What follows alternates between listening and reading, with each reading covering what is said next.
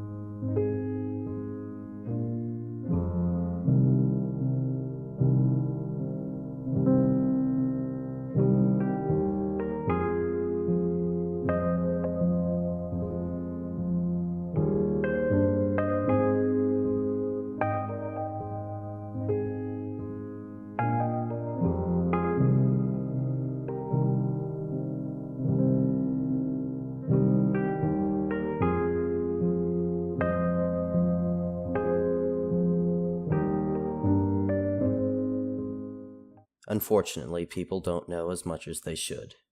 John Oliver said it best. You know, I think if everyone is really honest, your level of fear over the North Korea situation is in direct proportion to whether or not they can hit the exact place where you live. Today, we would like to break down the North Korean question.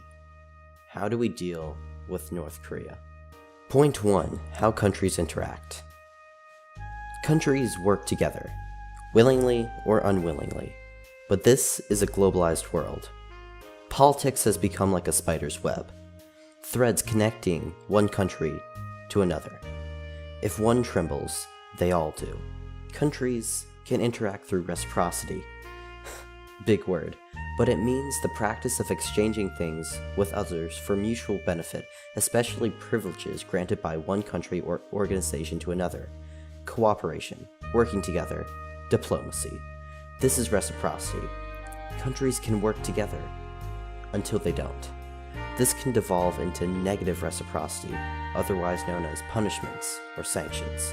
Another approach is domination, asserting one's will over another race, group, or country by force. Again, this could be sanctions or, in its worst form, war. Bloodshed. Either way, this is when a country swings around its strength in an attempt to force another country to concede. The final approach is called community. It's when countries think of themselves as almost the same entity, with the same interests and the same people, much like America's relationship with Britain or Canada.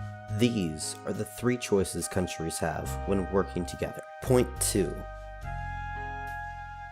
Kim Jong-Un is a rational actor. Many make jokes about the ruler of the Hermit Kingdom, but there is nothing to laugh at.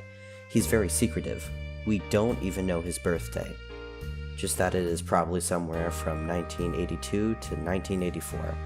Yet the man has killed off any opposition he has to power, while at the same time strengthening his country, creating policies that increased agricultural production in 2013, and has formed a strong military. Kim Jong-Un has created a totalitarian state in which he has complete control. He keeps his population in line through statewide propaganda and the threat of harsh work camps. Kim keeps himself in power. That is really his only goal, as a deposed dictator usually doesn't have the best life afterwards. It's why Kim holds on to his weapons. He is threatened. It is also likely that Kim will not attack the US or South Korea for all the reasons listed. However, if backed into a corner, well, there is no telling what could happen when a man with a nuke feels like he has nothing left to lose. That's when Kim Jong-Un might become irrational. Point 3.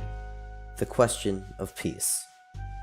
Should South Korea work towards a peace? Well, South Korea has begun deploying anti-missile systems, namely THAAD, Terminal High Altitude Area Defense. This has angered both North Korea and China. It could be argued that bringing more weapons into the region would just exacerbate the problems, most likely fanning the flames of an arms race. Again, this does not bode well for a diplomatic solution, as it further pushes Kim against a wall, making him want to cling to his nuclear warheads. Because of this, people are worried. South Korean President Moon Jae-In said that there is a high possibility of conflict with North Korea. Take note, this man ran on a platform of having better relations with the northern state. President Moon continued by saying, quote, "The North must change its attitude of insisting on pressing ahead with its arms development before diplomatic dialogue is possible." End quote. According to Al Jazeera, North Korea has launched over 80 missile tests during the Obama administration alone. Tensions are rising. With such a high probability of conflict, shouldn't South Korea take all possible protections to make sure its citizens are safe when a war starts? Unfortunately, China has a role to play in these discussions. Point 4. The influence of China. Like we said before, China is angered by the placement of THAAD missiles and the possibility of a collapsing North Korea. China regards stability on the Korean peninsula as its primary interest. China has warned of a new atomic arms race in the region, increasingly on edge over North Korea's drive to build a nuclear arsenal. Chinese leaders have no love for Kim Jong-Un's regime or its nuclear weapons, but it dislikes even more the prospect of North Korea's collapse. That is the key here. China wants a buffer state.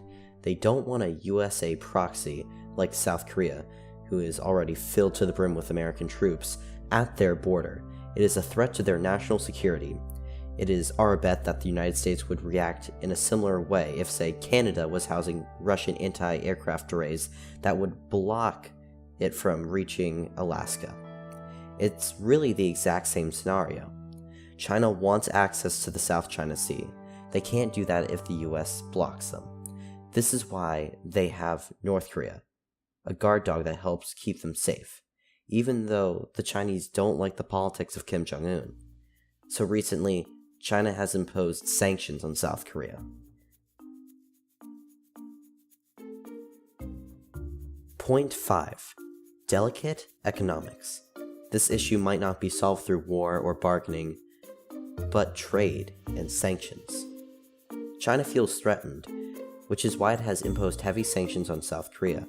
According to CNBC, these sanctions are targeting South Korean companies like Lotte and putting in place a travel ban.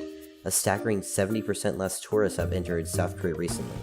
BBC reported, with the current trend, South Korea's tourism industry could enter a long-term depression. It gets worse for South Korea. China has also blocked the sale of all South Korean goods online. Trying to get a South Korean-made good is almost impossible now in the country. Legally, I mean. However, like this whole topic, this question has layers. South Korea could turn to Japan or the IGO ASEAN to replace some of its lost revenue.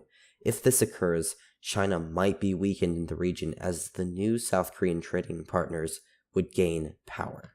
And China hasn't been all that happy with North Korea either. According to Al Jazeera, Beijing has ordered North Korean-owned businesses in China to close by January, cutting foreign revenue for Pyongyang under United Nations sanctions imposed over its nuclear and missile programs. The sanctions also ban sales of natural gas to North Korea and purchases of its textile exports, another key revenue source. They order other nations to limit fuel supplies to North Korea as well.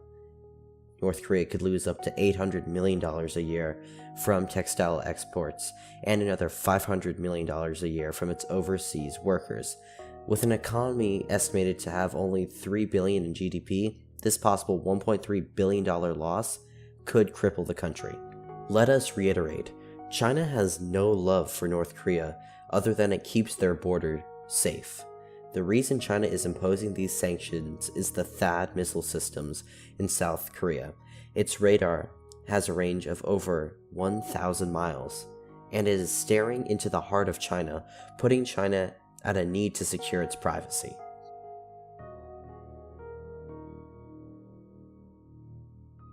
Point 6. Anti-missile systems. There is a conflict over anti-missile systems. North Korea views them as a threat. South Koreans view them as necessary, as it is estimated that stopping even one nuclear warhead could save between 300,000 to 1.3 million lives. But with China's sanctions, it could make keeping these missiles simply not feasible. South Korea's missile defense system has THAAD missile systems, PAC missiles, Patriot missiles, and Aegis offshore and destroyer systems. They've heavily funded this section of their defense, investing over $1 billion.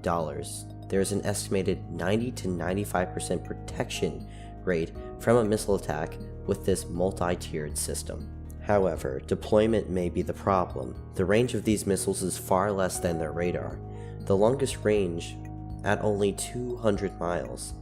What's worse, since the batteries are being deployed in the south of South Korea, the capital of Seoul is not in range of their protection.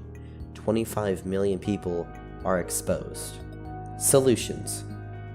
There are two that seem to be the best. Which side of the argument you stand on would dictate them. A. Disarm, sanction, and talk. A mix of domination and reciprocity. China increases their sanctions while South Korea removes some of their missile defense systems.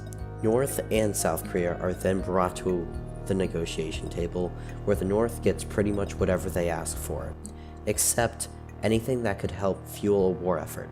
President Clinton did this during his presidency when North Korea was the world's foremost supplier of plutonium. The North was given 500 billion barrels of oil a year, and power plants were built for them. A key point in this is that North Korea must turn over all nuclear weapons. That goal must be achieved in negotiations. To do this, Kim must feel safe. China and Russia become key allies here, as both don't want the state to collapse and create a power vacuum, leading to something potentially far worse. This plan falls apart if a cornered Kim refuses to talk and attacks the South, ending the lives of millions and his regime. Or, Plan B. Implement the kill chain protocol. A preemptive attack on the eve of war, or really when the South Koreans deem it necessary. The kill chain would involve launching a series of air, naval, and missile strikes by conventional weapons designed to annihilate key North Korean targets, including Kim Jong-Un himself, top generals, means of communications, with forces on the field. Uncounterable F-15K Slam Eagle fighters, TARS cruise missiles, and other means could destroy North Korea's ability to fight within minutes. If the war was ended within the first few days, it would be a success, but millions would die, as the North Korean artillery would no doubt obliterate the capital of Seoul. North Korean military and civilians would also be killed in the hundreds of thousands to millions. If the war is prolonged enough, there could be a proxy war between the US and China, maybe just resource-based or worse, with ground troops deployed, and then World War III starts. This is our analysis on the topic. There's obviously much more information than what we have covered here, and we encourage people to go out, find information, and tell us why we're horribly wrong. Thank you for diving into the Wisdom Wormhole. So long.